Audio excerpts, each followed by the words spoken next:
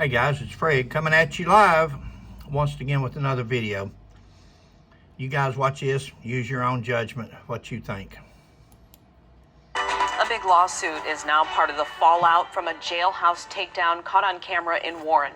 Thank you for staying with us tonight. I'm Glenda Lewis. And I'm Brian Abel. The $50 million lawsuit alleges excessive force and claims police violated the victim's rights. 7 Action News reporter Kimberly Craig walks us through the allegations of what went down. We're outside the offices of Figer Law, where a civil attorney for Jaquan Smith gave details of their $50 million lawsuit surrounding that jailhouse beating. As I looked at that video, it disturbed me to the core. What happened? Announcer said allegations on the lawsuit. Allegations? There's your videotape. If that was my son, I'd be extremely upset too. That's wrong, guys. Man standing there with his hands in his pocket, down to his side, just haul off and slug him. There's no reason. That's police brutality. That's police abuse at its worst. That's not part of our job. What happened to our nephew Jaquan Smith in Warren Police lockup is now at the center of a $50 million lawsuit. The officer accused of assaulting the 19-year-old. 50 million is not enough. Let them break the bank. Let them break the bonding company, break the insurance company. If they start getting some good amounts, the departments will be more worried about spending out the money than they are retaining officers. See, they keep these officers on hand so they don't have to send another one to the academy and train a whole new officer. And they say, oh, it's going to cost us $20,000 to train an officer. $20,000 to train one? Or $50 million in a lawsuit? Because this is not his first time doing this.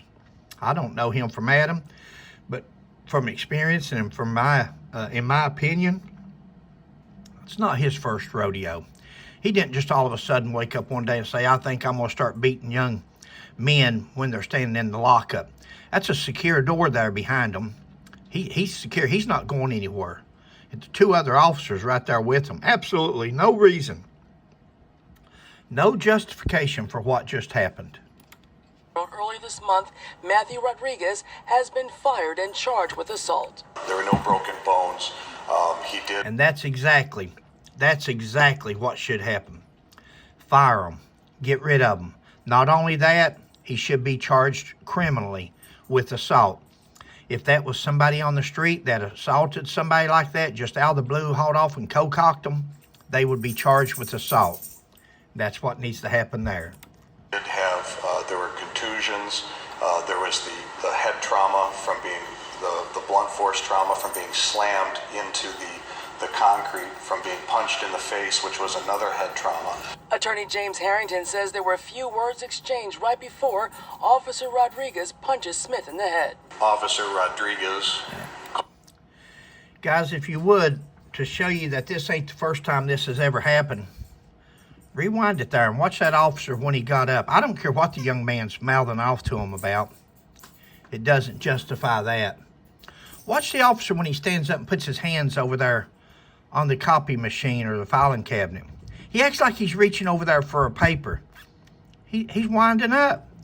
He's got his arm over there extended out so he can get him a good punch. He wanted to lay him out with one punch, and I would bet my life that that's not the first time that he's ever done it. Look how he lays his hand over there, trying to be nonchalant so he doesn't realize he's hauling back going to hit him. Called him a little and he said, I ain't no. The lawsuit alleges excessive force, a violation of Smith's civil rights, and accuses the Warren Police Department of failing to properly train and supervise officers. The lawsuit also targets the 2 officers that Smith's attorney says failed to stop the assault on his client. They never intervened. They were actors. They were part of this brutality. Exactly. And the guys, that's what we're going to have to start doing. We're going to have to start holding them as liable as we do the person up there doing the slugging, because after he knocked him to the ground, he's still punching him. The 2 other officers are merely holding him down and letting the other officer just punch away. They're as much a part of that assault is the aggressor himself.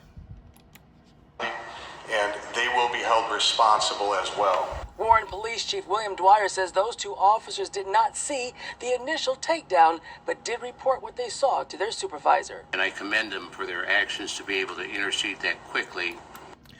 It don't matter if they saw the initial contact or not.